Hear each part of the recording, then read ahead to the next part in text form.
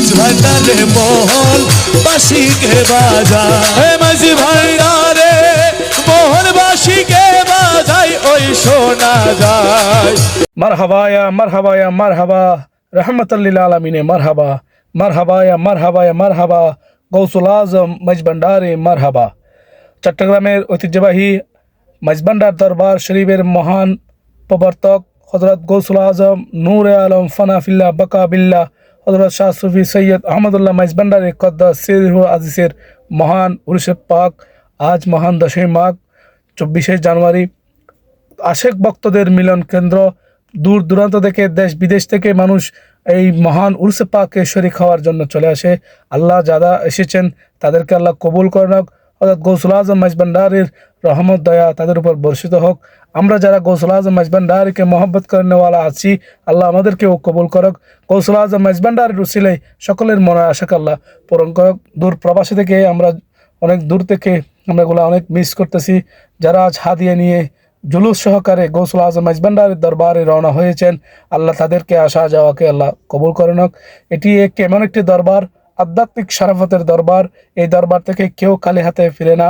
আল্লাহ পাক রব্বুল আলামিন গৌসুল আজম মাঝভান্ডারের শান মানকে এত উঁচু মকামে বুলন্দ করেছেন, যা শুনে মানুষ আবেগ আপ্লুত হয়ে মানুষ সবসময় গৌসুল আজম মাঝভান্ডারের দরবার থেকে রহমত পেয়ে থাকে। গৌসুল আজম মাঝভান্ডারই আমাদের জন্য একটা নিয়ামত স্বরূপ। বিশেষ করে আমরা বড়ই ভাগ্যবান, চট্টগ্রামের মানুষ এত বড় একজন মহান ওলি আমাদের কাছে রয়েছেন। এর চাইতে বড় সৌভাগ্যবান চট্টগ্রাম মানুষের আর কি হতে পারে। আমরা আশা করি সবাই আরও অনেক সময় এখনও আছে, গৌসুল আজম মাঝভান্ডারের দরবারে গিয়ে হাজিরে দেব।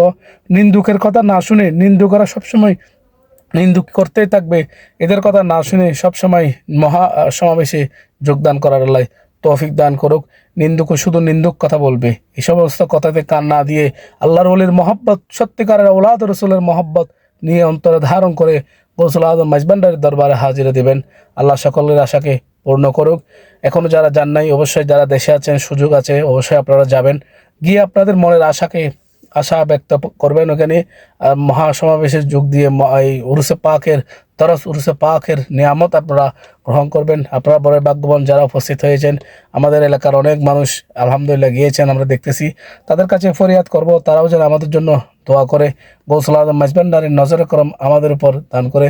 দূর প্রবাসী থেকে সবার কাছে এই আরজি করব, সবাই যাবেন মাঝভান্ডার দরবার শরীফে।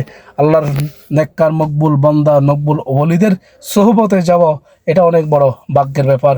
সবাই তা পারে না। মানুষের নিন্দকতা, পরকতা, এই ধরনের অপপ্রচার থেকে দূরে থেকে মাঝভান্ডার দরবার শরীফে মহাসমাবেশে যোগদান করে নিজের ইমান, আমল, আকীদা মজবুত করার, আল্লাহর ওলির মহব্বত সোহবত পেয়ে নিজের জীবনকে ধন্য করার আল্লাহ তৌফিক দান করুক। সবাই বলুন আমিন। সবাই ভালো থাকবেন, সুস্থ থাকবেন, আমার জন্য দোয়া করবেন। আসসালামু আলাইকুম রহমতুল্লাহি ওয়া বারাকাতুহু।